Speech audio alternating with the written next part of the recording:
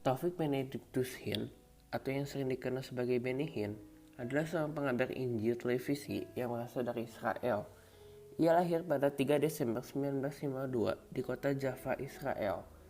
Benny Hinn menikah dengan seorang wanita bernama Susan Hawthorne pada 4 Agustus 1979 dan memiliki 3 anak perempuan dan 1 anak laki-laki.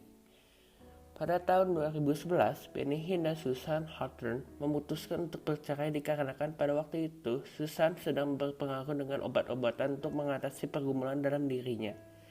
2 tahun kemudian, tepatnya pada 3 Maret 2013, Benny Hinn dan Susan memutuskan untuk menikah kembali. Pernikahannya ini dianggap sebagai keajaiban Tuhan oleh beberapa pastor di Amerika Serikat. Prosperity teologi atau teologi kemakmuran merupakan pengajaran yang dapat membuat jemaatnya berpikiran bahwa apabila seseorang mengikuti Yesus, maka orang tersebut pasti akan kaya, sehat, dan makmur.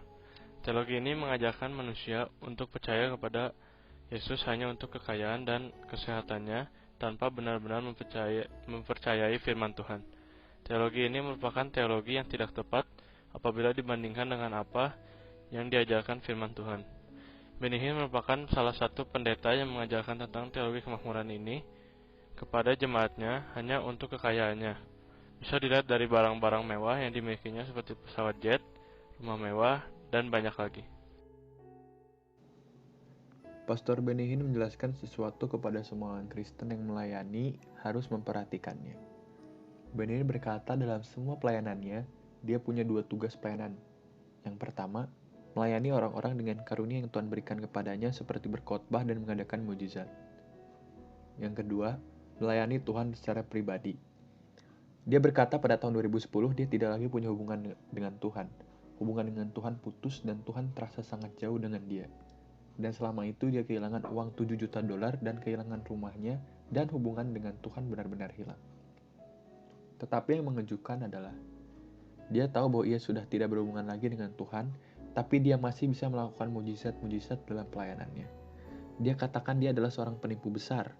Dia berpura-pura mempunyai hubungan intim dengan Tuhan di depan orang-orang yang ia layani. Padahal sejujurnya hatinya jauh daripada Tuhan. Ingatlah bahwa karunia dari Tuhan akan bekerja berulang-ulang di saat kita dekat Tuhan ataupun tidak dekat Tuhan. Tetapi untuk memasuki gerbang surga itu hanya bergantung dari hubunganmu dengan Tuhan. Intinya, kita jangan mencuri kemuliaan Tuhan, tapi memiliki hubungan pribadi dengan Tuhan, taat dengan apa yang Tuhan katakan dan bergantung penuh pada apa yang dikatakan Roh Kudus. Mimpi Benny Hinn.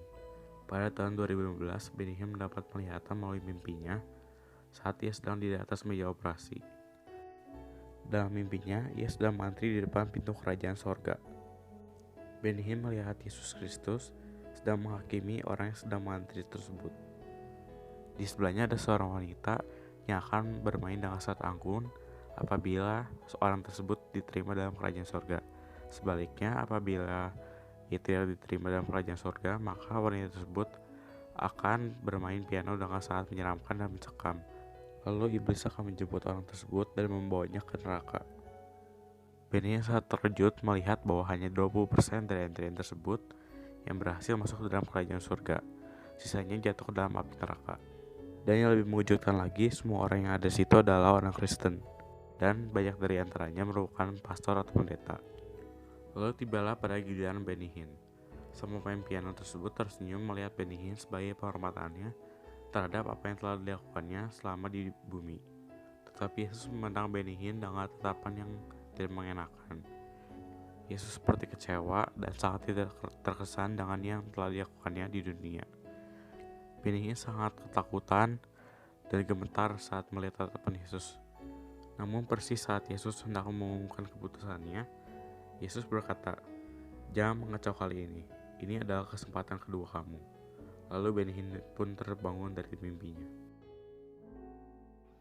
Beberapa hari setelah meninggalnya Billy Graham, penginjil terkenal Benny Hinn membuat pengakuan mengejutkan.